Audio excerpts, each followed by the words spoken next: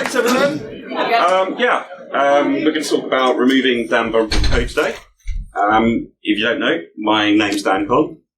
I'm a developer advocate for Sonatype. I've worked as a developer for quite a few years. I've been interested in cybersecurity for actually quite a while. Culminating out. I've never been on Celebrity Love Island. That's another Dan Conn. I mean, it might look a bit different, but, you know, he's much better at these things. So, what is Dan vulnerable code? Well, it's probably where we've made a mistake. We'll do it. There are so many mistakes that probably you make day in, day out, and that's fine. You know, that's what we need to do. We need to do that to make progress.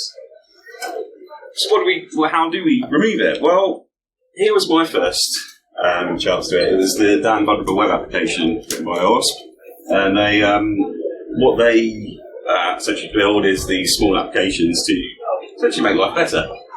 So this originally was a PHP application that basically was meant to be used as intentionally vulnerable. So you'd fire it up locally, you'd be able to play around, see all sorts. Now they've kind of gone, there's a whole plethora of them now, which is the OWASP vulnerable web applications directory. They've kind of removed the Dan bit. I don't know why, I prefer it. But essentially there's a whole load of these things, and the ability is for cybersecurity researchers, for web developers, for anyone that really wants to pull these down, fire them up, and actually see what things you can do without going to jail. Because people don't like it when you actually do it on their own systems without their permission, unfortunately. Or fortunately. There's many of them. OWASP WebGoat in particular is one written by a guy called Bruce Mayhew. He actually works at Sonatype. He originally built this. He was the chair of the project for quite some time. It's in particular the focus there is Java applications. So there are different languages, and they all have their own kind of small foibles. PHP in particular has bad rep. Java equally has some very bad vulnerable code that you can produce when you're writing it. There's a newcomer, the OWASP Vulnerable app. What I quite like about this one is it's written by Assassin Labs, and it's an incubation project at the moment. What I quite like about this one is that it's actually extensible. So a lot of Dan vulnerable websites, they are, you have a limit to what you can do with them. So they're pre-built with certain types of attack. And if you complete all those attacks, then you can't really go much further with them. This one actually allows you to add your own exploits, meaning that you can, it's infinite. Well, maybe not infinite, but close enough. So, what exploits can you get? We're going to kind of focus mainly on the Java world, except for the first one. But we're going to do it through the medium of memes. First, truthiness. Some languages can't handle the truth. And what this essentially means is when you are creating a bit of code, you'll have like A equals 1. So let's say maybe you're creating an authorization program. You go, when this is 1, that means you've got admin rights in a simpler way. It's hopefully a little bit more complex than that these days.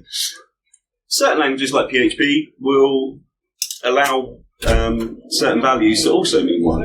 So, in fact, anything that isn't 0 is considered true when you put them two together. So, PHP is a language that can't handle the truth. Java, funny enough, doesn't have this problem because it's strongly typed.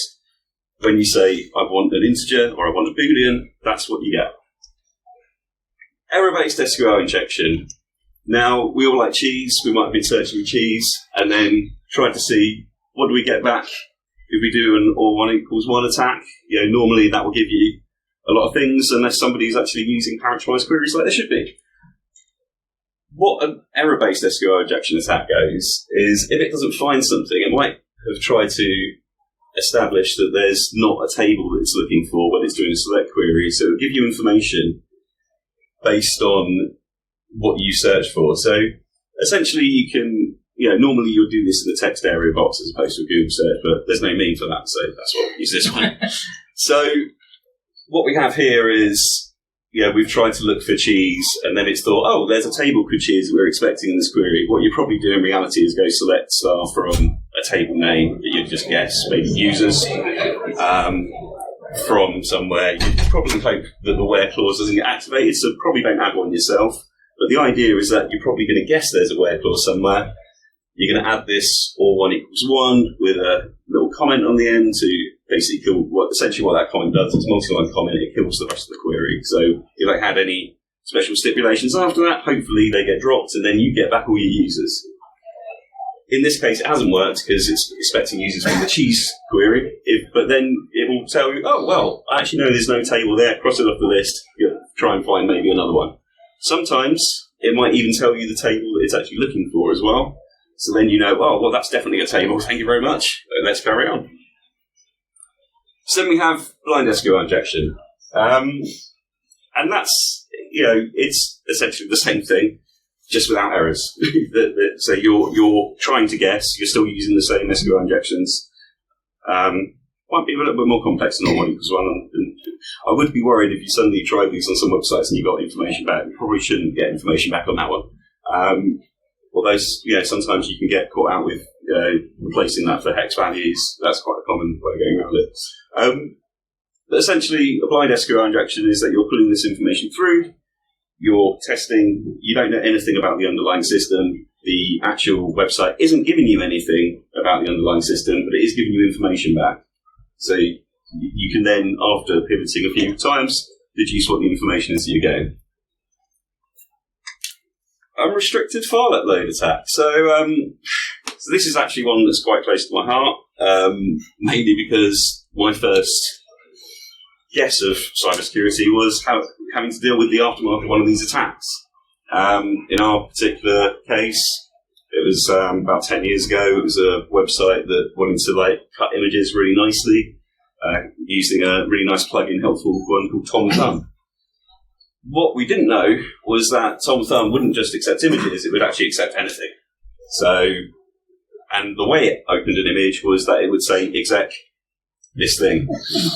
So, why you would open an image like that, I have no idea, right? It's a bit daft, but that's what they did. And it was maybe, they were being very helpful in resizing images. That's their focus. Their focus wasn't really on making good PHP. But PHP isn't the only language that does this either. It's, PHP isn't the only language that does this either. You've got Java, you've got every language. It's not really a language-based thing. It's more a, please restrict all these files unless you actually want the one you want. It's actually quite common. You can still find people that haven't really thought about this problem. Frameworks help if they're dealing with your inputs, because they hopefully have thought around these things. But as I say, if you're using plugins, and there are open source, probably check the code before you put it in your system and make sure that it's only accepting the things you want. So now we have server-side request forgery, which is a little bit similar, right? So this is, it's similar in the case, it's not the same as taking a file and accepting everything, but it is allowing the website to go beyond what it should be doing in its domain. So in particular, really common one is, let's add a load of slashes. We know that the file protocol was accepted. Let's add a load of slashes because we think it's on a Linux-based system, and then we'll put etc. password and hopefully get a load of passwords. Again, this shouldn't work. You should have really good access controls. Not 777 or anything. So want to do that? No. Okay. So that's the thing to check with a lot of server-side request forgeries. They are essentially going through and looking at the different areas. So now we can think, that's all the exploits. Had a nice set of memes, hopefully. We're all really engaged. Great. Okay, so how do we do these things better? So there's actually a lot of things that we can do better that don't involve anything other than a little bit of common sense. So one bit of research that Sonatype did in conjunction with the OpenSSF was they've got a lot of data, for example, on how different packages are used. And what we found was what makes kind of a good package from Maven Central, and see, basically run it through artificial intelligence system and see is there any commonality between good things. And what we essentially found was the best thing you can do is code review. So, simple, right? You'd be surprised how many people don't actually do code reviews, or they review them themselves and they think that that's a good thing. It happens, and sometimes it's not necessarily that they want to do that. It's normally that they're just a very small team. It's if you're the dev and the sysadmin and the security guy, and who is going to review your code. But having just one other person give it a once over, allow them to push the branch, protect your branches as well. Don't have it's a bit uncommon these days when you have various, let's push it out, continuous deployment, any branch can go to master, that's what we want. Well, actually, the whole process of choosing one branch and pinning that, protecting that, and ensuring that code reviews go into that one branch improves the quality of the software made. The other thing is pinning dependencies and don't include your binaries in your source code. So as much as you can kind of avoid that through build management tools, actually helps a lot. Even if you get everything right, this report that we did kind of said that 6 out of 7 vulnerabilities in open source projects are basically due to transitive dependencies as well. So even if you do everything right, you use all the use the web applications, you remove all your secure code, you're probably still screwed. So never mind. Or you can basically help the tools. So all code is damn vulnerable. Embrace getting developers to play with actually these tools, because actually that's where a lot of understanding is. If you are not new to cybersecurity, if you're new to cybersecurity, you have no knowledge of it. You might have in a situation I was where the senior devs didn't really know about secure coding either, so I went on a lovely learning experience for a few years learning about these. But the two main tools that helped me were WebGo Vulnerable App and the Damn Vulnerable Web App, the original PHP one. And I think these, allowing developers to basically play around and see what they can do with it and understand why this is a bad attack, why you should parameterize your queries, why you shouldn't get access control correct, and stuff like this will basically help them understand as well.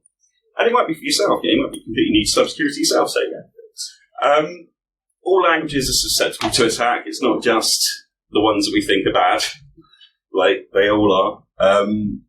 It's just, either we know about them and we're very well aware of the attacks, or we're going to find them soon. That's just what happens. And tools can help things that you might miss. It's good to kind of have a good layer of that. And security is for everyone. It's still something that I maintain, and I think everyone in this room should maintain. The more that we can actually get people involved in it at a lower level is much better. Thanks for listening.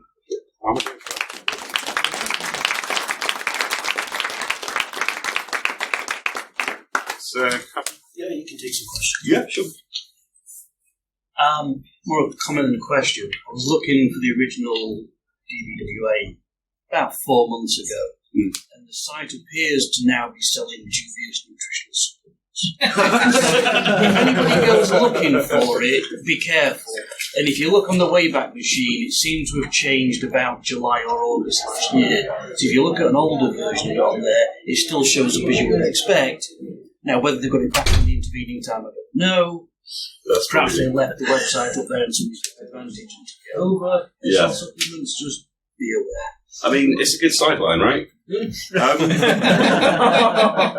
One thing, so the Damn Vulnerable website, the original one, it can be accessed direct via URL. What I would say is go to the OWASP directory and actually get the links from there, because they will be what they should be. What the OWASP directories tend to link to is actually the GitHubs or their own internal page. So there you know that it's not... Yeah, it's like dbwa.org or something. Definitely. Well, I guess it's a lesson in itself. That URLs are not always as permanent as what they like to be. One more question. One more. Yeah. Hello. Have you got any tips for making developers interested in security? Ooh, yeah. I mean, so I don't want to touch on it too much because there is a really good talk about this coming up about security champions, but that is a great way. You basically engage with them. I think I've worked in some places where you have a really high level of engagement. you also have somewhere where some developers just don't care. And I don't think that either is actually an accurate depiction of what the real landscape of development is. It's actually quite wide-ranging. If people are interested in it, they're interested in it. And I think that's... I find like sometimes things that haven't worked is when it's like, you must do that. Because people will just switch off. No one likes really to be told what to do. If you can kind of bridge them along a journey, then it's much better. But hopefully the talk later will definitely come up with that. So, yeah. Thanks. Okay, thanks. And as they say, that's lunch.